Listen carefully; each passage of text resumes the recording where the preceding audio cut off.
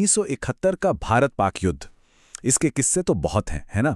पर आज हम बात करेंगे एक ऐसी कहानी की जिसके बारे में ज्यादातर लोग नहीं जानते। एक ऐसी घटना जिसने सचमुच युद्ध का रुख ही पलट दिया। तो सवाल ये उठता है कि आखिर कैसे एक देश की सबसे घातक पनडुब्बी रातों रात बस गायब हो गई। ये एक ऐसा रहस्य है जिसने नेवी की हिस्ट्री में एक पूरा नया चैप्टर जोड़ दिया। चलिए मिलकर इस नौसैनिक पहेली की तह तक चलते हैं।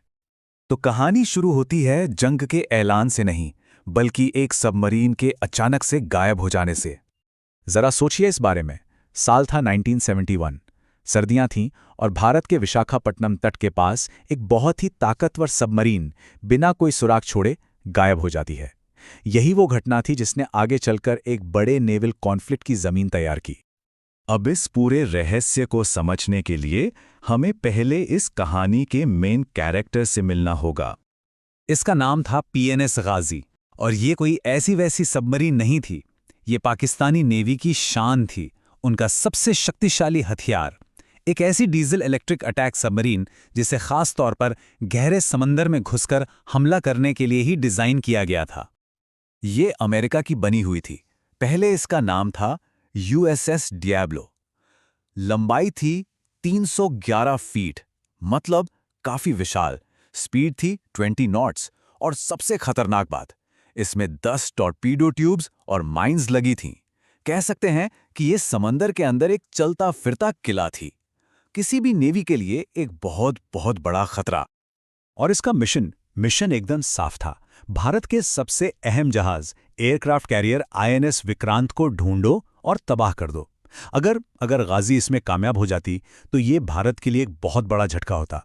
इससे ईस्टर्न फ्रंट पर हमारी नौसेना की ताकत लगभग खत्म हो सकती थी।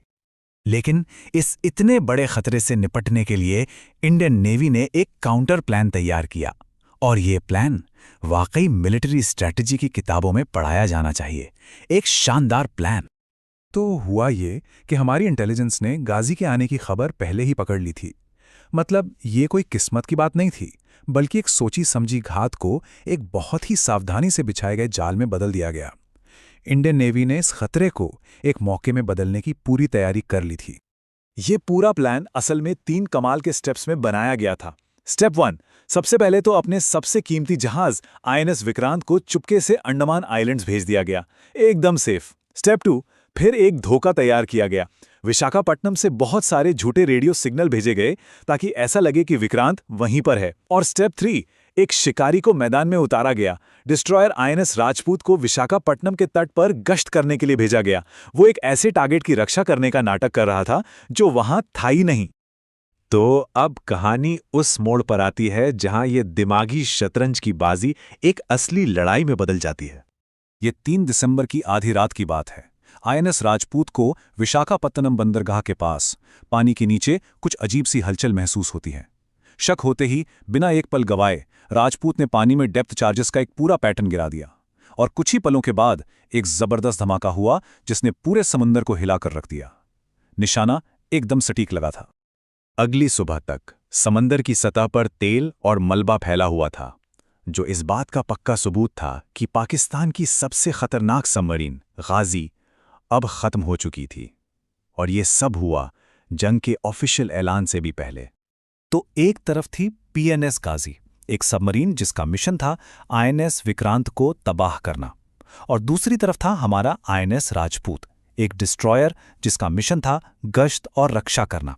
नतीजा, गाजी विशाखापट्टनम के पास ही तबाह हो गई और राजपूत विजयी और पूरी तरह सुरक्षित। ये इस बात का बेहतरीन उदाहरण है कि कैसे सही रणनीति बड़ी से बड़ी ताकत पर भी भारी पड़ सकती है। तो अब सवाल ये उठता है कि इस एक जीत का असर कितना बड़ा था? इसके लॉन्ग टर्म स्ट्रेटेजिक नतीजे क्या हुए? देखिए, गाजी का डूबना सिर्फ एक जहाज का नुकसान नहीं था, इसके कई बड़े असर हुए। पहला, ईस्ट में पाकिस्तान की इकलौती सबमरीन खत्म हो गई। दूसरा, बंगाल की खाड़ी पर भारत का पूरा कंट्रोल हो गया। तीसरा, जंग की शुरुआत में ही पाकिस्तानी नेवी का कॉन्फिडेंस पूरी तरह टूट गया। और चौथा, हमारी सेना का मनोबल 7वें आसमान पर पहुंच गया। अक्सर कहा जाता है, it was a textbook example of intelligence and deception being more powerful than brute force. मतलब ये इस बात का एक आदर्श उदाहरण था कि कैसे इंटेलिजेंस और धोखा सिर्फ ब्रूट फोर्स यानी कि ताकत से कहीं ज्यादा शक्तिशाली हो सकते हैं।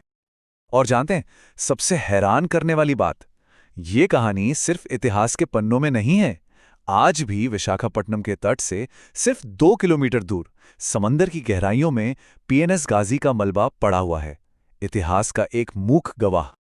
तो गाजी का ये किस्सा हमें एक बहुत जरूरी सवाल पर सोचने को मजबूर करता है। आज के इस हाईटेक वॉरफेयर के दौर में जहां टेक्नोलॉजी ही सब कुछ मानी जाती है, क्या आज भी इंसानी दिमाग, हमारी सरलता और हमारी चतुराई ही सबसे बड़ा हथियार है?